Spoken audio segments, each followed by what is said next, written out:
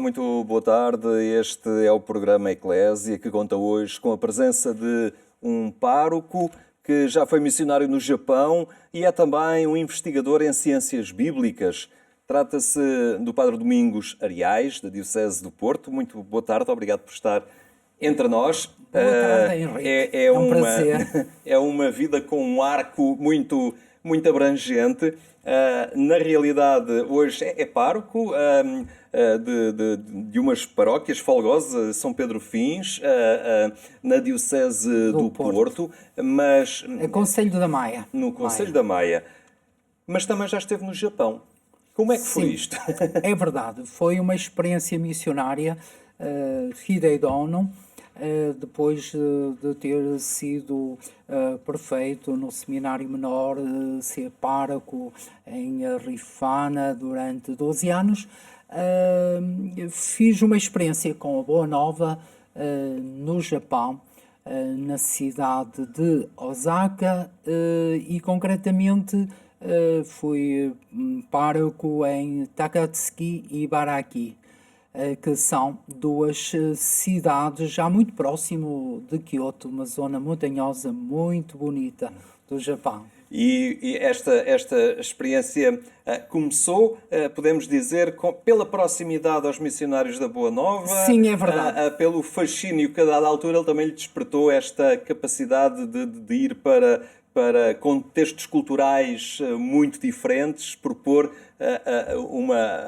a mensagem cristã. Sim, foi uma experiência fantástica e nasceu realmente desse desejo. Em primeiro, eu conheci essa experiência que os missionários da Boa Nova estavam a ter no Japão e depois também me atraiu a cultura japonesa e também, no fundo, esta intuição de ouvir Deus falar de outra forma, outra cultura, não é? Enquanto aqui em Portugal, eu neste momento não tenho dados estatísticos, mas 80% ou mais são batizados, pois lá no Japão a percentagem de batizados é 0,33%, ou seja, 450 mil católicos japoneses no meio de um universo de mais 120 milhões de japoneses, não é? É um padrão cultural radicalmente diferente do nosso. Radicalmente a todos os níveis, mas com valores muito interessantes,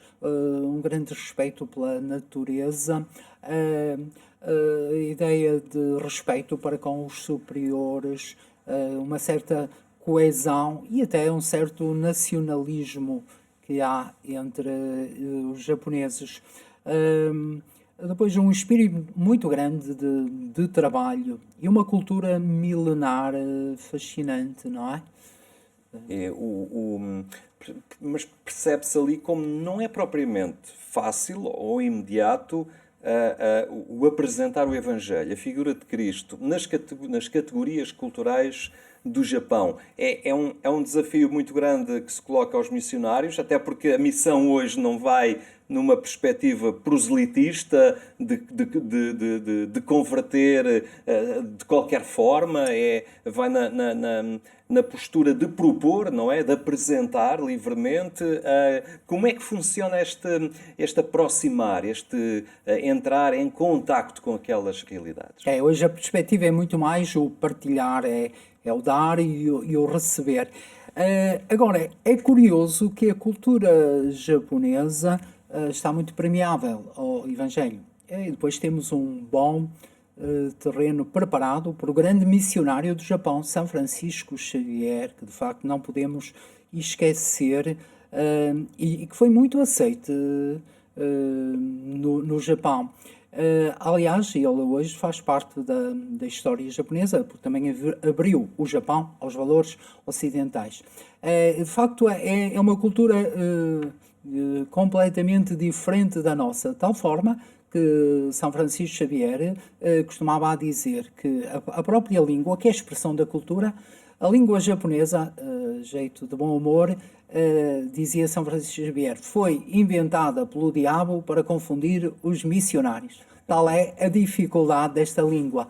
E de facto, para nós ocidentais, a primeira vez que contatamos esta língua, de facto, podemos até quase desanimar. É preciso muita perseverança, muito Foi estudo. um do seu trabalho Durante ali. 2 anos, quase de dia e de noite, estudar a língua. Mas depois, o mais interessante foi nas paróquias, porque aí no contacto diário com os católicos e não católicos e com as pessoas da rua, aí é que desenvolvemos bastante e aprofundamos a língua, não é? E entramos no conhecimento desta cultura. E de facto, como o Henrique disse e bem, hoje não se vai numa perspectiva proselitista, muito mais, portanto, partilhar os valores do Evangelho. E é nesta permuta que muitos japoneses, aliás, é uma coisa curiosa, nós tínhamos um infantário junto à igreja em Takatsuki, e nesse infantário, provavelmente só 3 ou 4 crianças é que eram batizadas de famílias católicas, no universo de 250 crianças, mas as mães, uma boa parte, todos os dias entrava na igreja Takatsuki para rezar e rezar a Maria Sama, a Nossa Senhora, não é? Eles chamam Maria Sama, o que quer dizer que o modo do japonês de entender a religião é muito diferente do ocidental.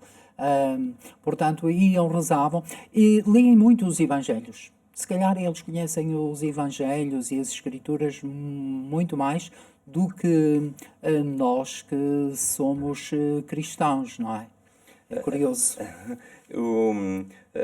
Na realidade, toda esta cultura leva também o missionário a aprender muito, não é? Não vai para ensinar, hoje em dia vai para uma partilha, lá está, para um dar e receber, e na realidade podemos dizer que regressou enriquecido com esta experiência. O que é que isto Muito. mudou na sua vida? É muito, muito, muito. Abriu-me bastante os horizontes, porque efetivamente é nesta partilha, e de facto, quando a gente cria uma certa amizade, é mais fácil o anúncio do Evangelho. E efetivamente as pessoas conhecem o Evangelho, leem e vêm-nos fazer perguntas.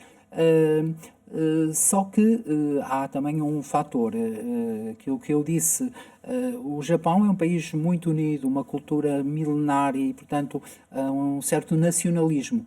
E a grande dificuldade é que muitas vezes, quando alguém pede o batismo, a família entende como que um cortar com a cultura japonesa. Não é? É por isso que há uma reação, digamos, algumas vezes negativa, depois em relação ao batismo, mas de facto há muitos japoneses que, alma e de coração, partilham os ideais cristãos. E aqueles que realmente são batizados entram na comunidade e formam como que uma família, é verdade. E essa ligação muito de grande fidelidade aos princípios da cultura japonesa, notam alguma erosão no que toca às gerações mais jovens? Porque nós, quando olhamos o Japão moderno, vemos inundado por toda a tecnologia, por jovens que já têm uma grande vivência também das linhas musicais e visuais do Ocidente. E como é que isto está a ser gerido? É verdade, mesmo nota-se isso, o ideal da mulher japonesa era pele branca, sombrinha, etc. E hoje vemos que as gerações mais novas já procuram destinos turísticos, já procuram praias, e quem diz isso diz também outros níveis. Mas é certo que a cultura japonesa ainda tem um grande nível de coesão e muitas vezes consegue coexistir a alta tecnologia, investigação científica com a cultura tradicional. A verdade é que, regressado do Japão, salvo erro, era bispo do Porto na altura, Dom Manuel Clemente, É verdade. vai estudar ciências bíblicas, não é? Para Roma. Exato, o Sr. Dom Manuel Clemente enviou-me para estudar ciências bíblicas e ele mesmo disse, quem aprendeu o japonês também aprende o grego e o hebraico. e de facto filo com alma e coração. Reconheço que o Pontifício Instituto Bíblico era bastante difícil, porque o primeiro ano era só para aprendermos hebraico e grego. Portanto, um ano muito árido.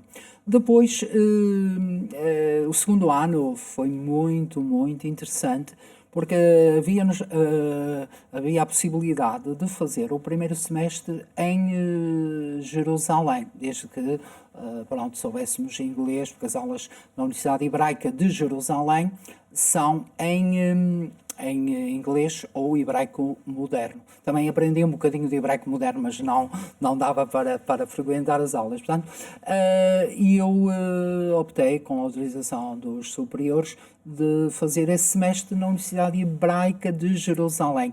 Foi uma experiência extremamente enriquecedora. Os nossos professores eram hebreus, deu-nos para perceber um pouco o que é a cultura hebraica, quem era o Jesus judeu, que era mesmo assim.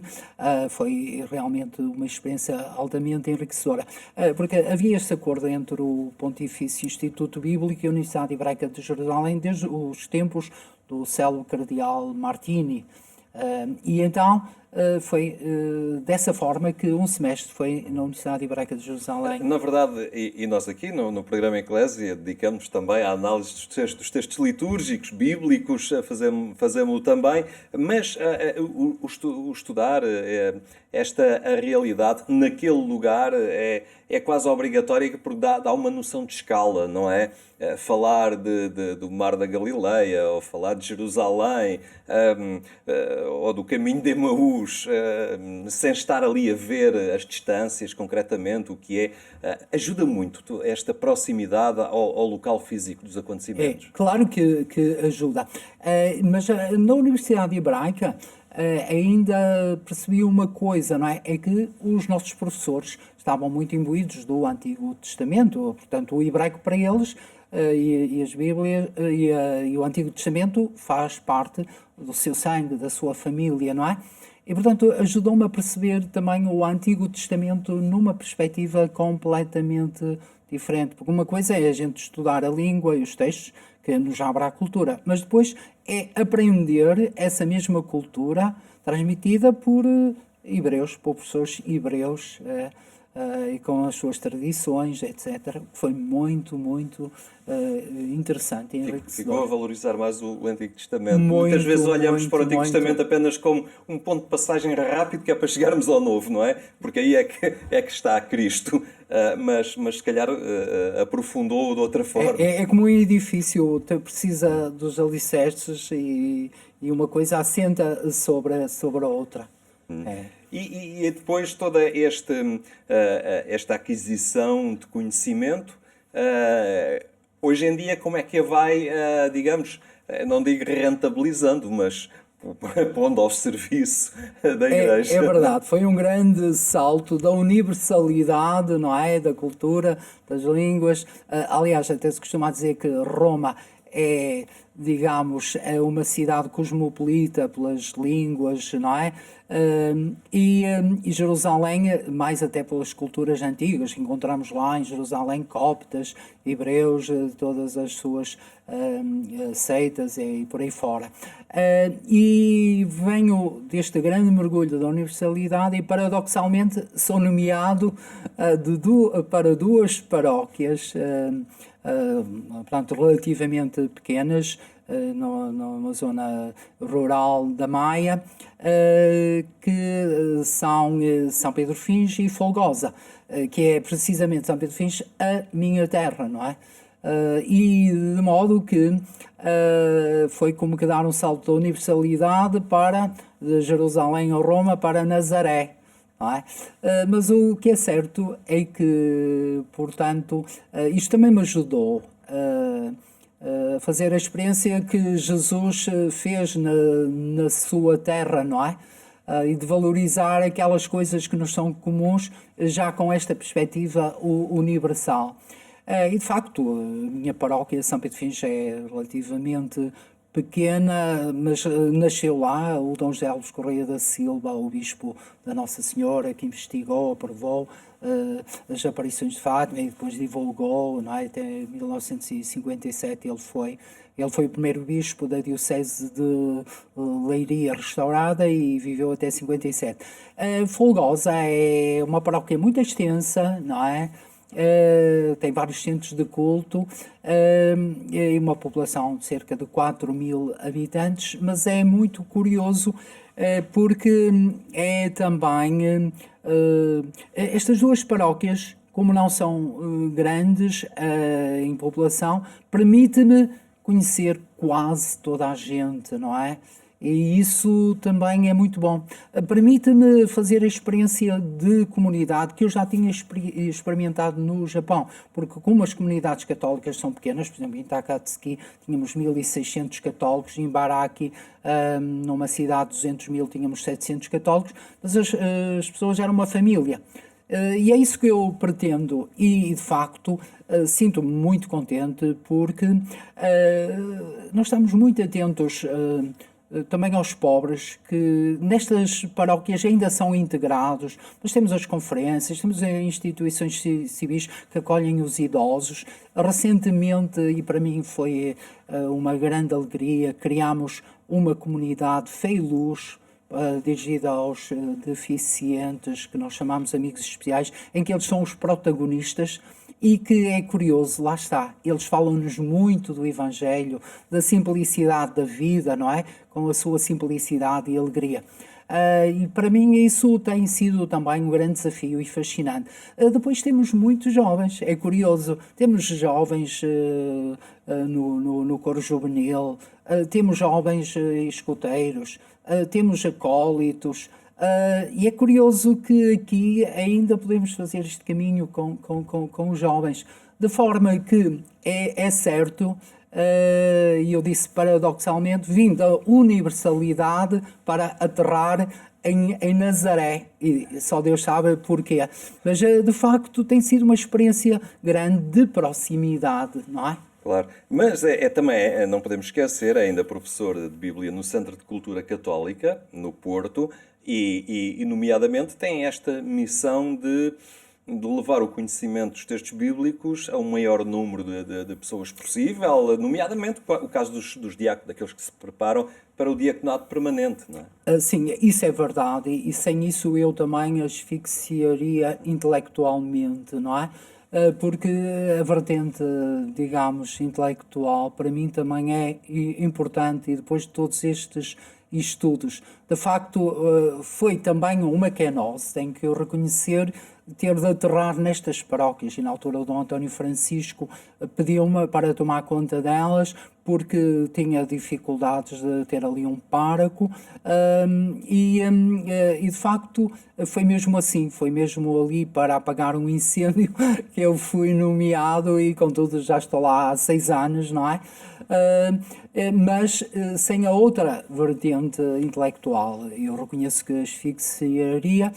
Claro que estes últimos 5 anos foram dedicados à investigação, que resultou no livro A Páscoa de Jesus Partogênesis, a Nova Humanidade, e portanto esta dimensão intelectual e cultural ajuda a complementar e a dialogar também com a cultura atual, não é? Porque hoje o sentido da vida está posto em questão, não é? A sociedade pós-moderna, niquilista, levou a um certo desencantamento do próprio homem. E o homem instrumentalizado. Instrumentaliza o homem e escamoteia questões essenciais. Qual o sentido da vida? A morte tornou-se um tabu. E isso é horrível, porque a pós-modernidade criou esta ideia de que o homem é mortal, é finito, caminha para a morte, que é o fim, que é o nada.